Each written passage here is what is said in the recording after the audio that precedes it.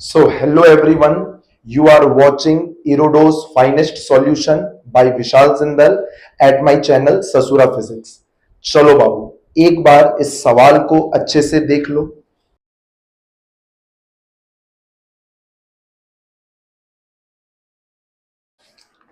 I hope बाबू तुम लोग इस सवाल को एक बार अच्छे से पढ़ लिया होगा बेटा.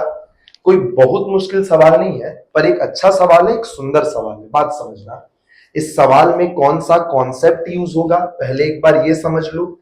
याद है बेटा, तुम क्लास में एक फ्लक्स का जब पढ़ाई हो रहा होगा तो एक सॉलिड एंगल से रिलेटेड फॉर्मूला पढ़ा था. वैसे तो बाबू सॉलिड एंगल हम लोग के सिलेबस में नहीं है, पर यहां इस फॉर्मूला का जो डेरिवेशन होता है बेटा वो सॉलिड एंगल से होता है. ठीक है ना.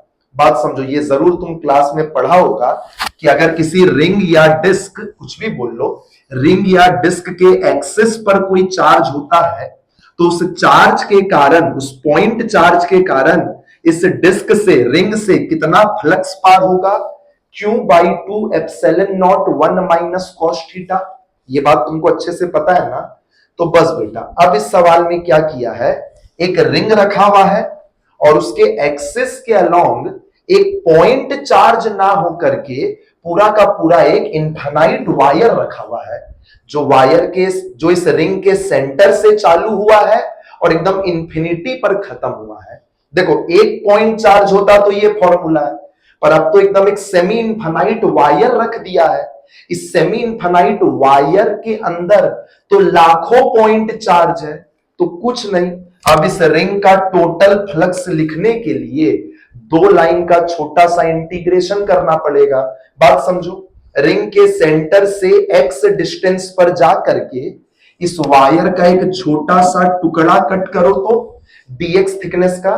बताओ, इस छोटे से टुकड़े के पास छोटू सा चार्ज dq कितना होगा?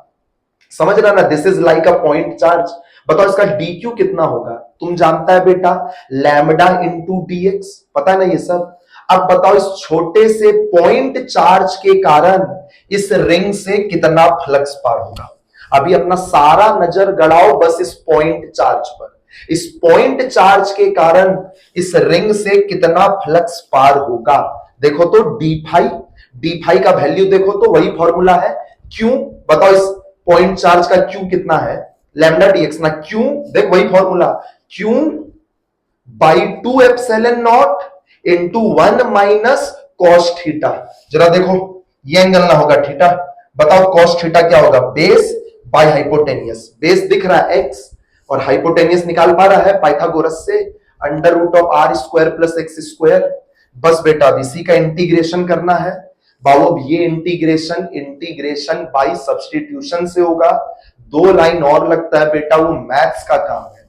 अगर तुम इंटीग्रेशन अभी तक नहीं पढ़ा है मैथ्स वाला, तो अगर तुम इतना भी सोच समझ के लिख लिया है बाबू, तो फिजिक्स का काम खत्म हो गया. बात समझ में आ रहा ना. ऑटोमेटिकली तुम 6 महीना बाद ये आंसर भी लाने लग जाएगा. जीरो से इंफिनिटी तक इंटीग्रेशन करना है, ये समझ रहा है ना.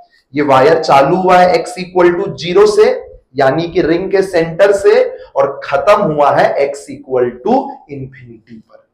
समझ पा रहा है ना. अरे ये डी फाई किसके कारण फ्लक्स है? एक पॉइंट चार्ज के कारण ना रिंग का फ्लक्स है.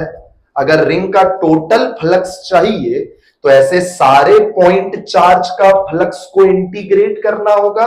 बस इस एक्सप्रेशन को इंटीग्रेट कर दो 0 से इंफिनिटी तक, एकदम ये आंसर आ जाएगा. चलो बाबू, टाटा bye bye, best of luck.